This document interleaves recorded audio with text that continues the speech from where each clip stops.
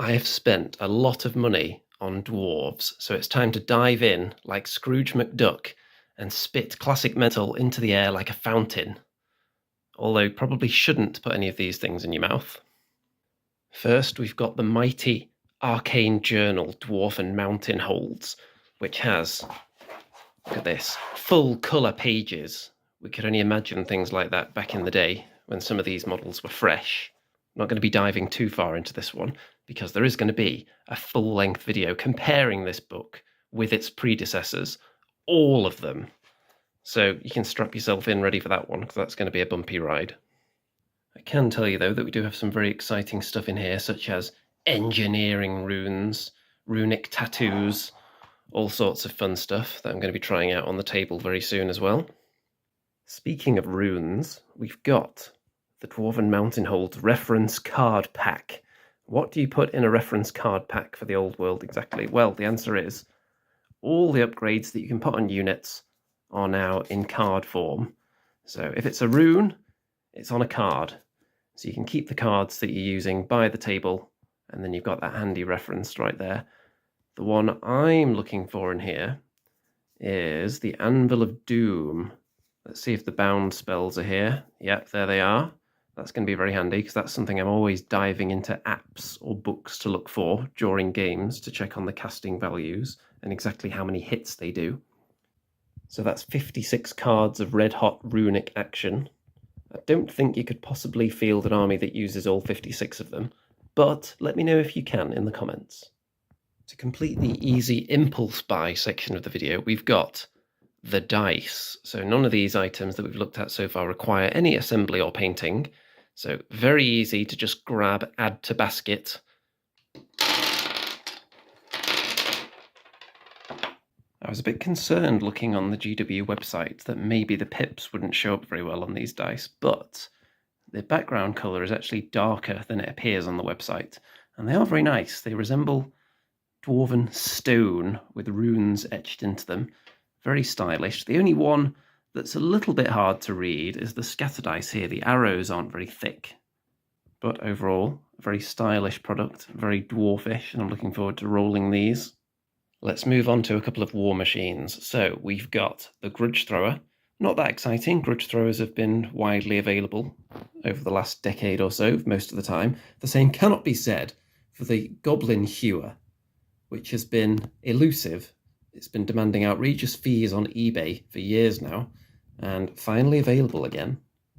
Comes with its own set of instructions, which is quite rare for metal models, actually. And there you go. Look at all those axes. Based on the rules, I think this is going to hew plenty of goblins. Here's the Grudge Thrower with instructions as well. And I have just noticed that I've taken the base out of this because I'm going to be using, controversially, an MDF base for it, so it matches my other war machines. I've got the older Grudge Thrower, so if you've been following this channel for a while, you know that I'm not a fan of having identical war machines. So all three of my organ guns are different, for example, and now we've got an alternative Grudge Thrower. I say alternative, but it seems like both of them are going to be run in the same list at the moment, because they are pretty good. Speaking of miniatures that haven't been available for a while, Bugman's Cart. The pony wagon, the Grudge pony, it's back. And in fact, I was so excited about the return of Bugman's Cart that I've already assembled it. So let's cut to the hobby table. Look at that beauty. It's definitely packed full of old world charm. However, it's also not that great to assemble. I've done my best to stabilise it. You can see here that underneath the base, I've actually cut a hole in the base so that the tab on the pony can poke through and give it a bit more stability on there. But the actual wagon, you can see where it attaches here underneath these, where you'd expect to find saddlebags, but you actually find ale mugs because it is Bugman's Cart. And that's quite difficult to attach. I did end up using a bit of green stuff to extend that so it meets nicely. Also, you can see there's been a bit of liquid green stuff used to fill a bit of a gap there on the barrel, but considering this was made in the 80s, I think that's more than acceptable. And once it's painted, this is definitely going to add a significant amount of charm to any army. While we're on the hobby table, in fact, you can see that I've been working on the Slayers, including this Dwarf Lord of Legend, who's been waiting for quite a long time. Whenever GW did the Skulls promotion, and I picked up my Dwarf Lords of Legend, so it was during the second run of that batch of dwarves. So it would have been late 90s, early 2000s. So he's been waiting, and now he's finally going to join a unit of authentic slayers. And you can see that I've been figuring out which is the best base to put them on.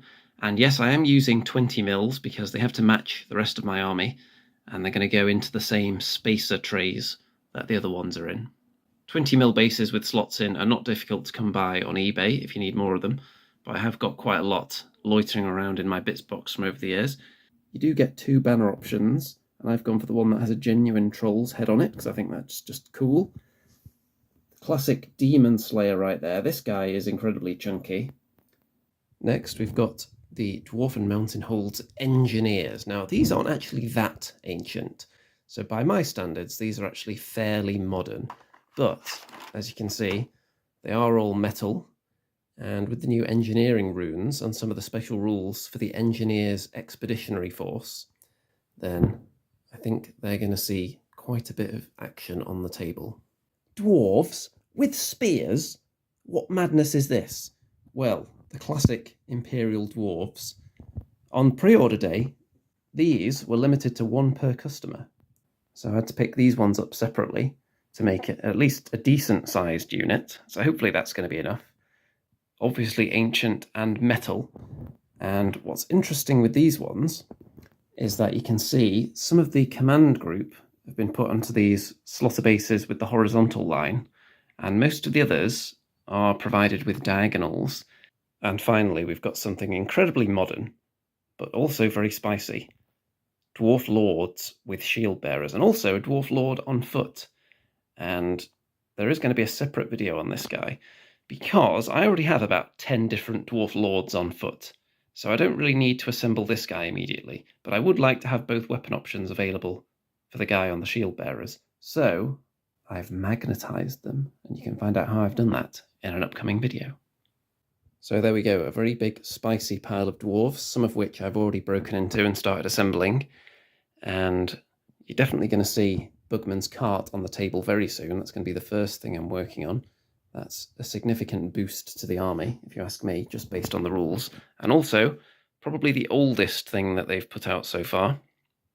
Let me know which units you've picked up in your Dwarven Hall to place in your Dwarven Halls. And I'll see you very soon with more red-hot, spicy beard content.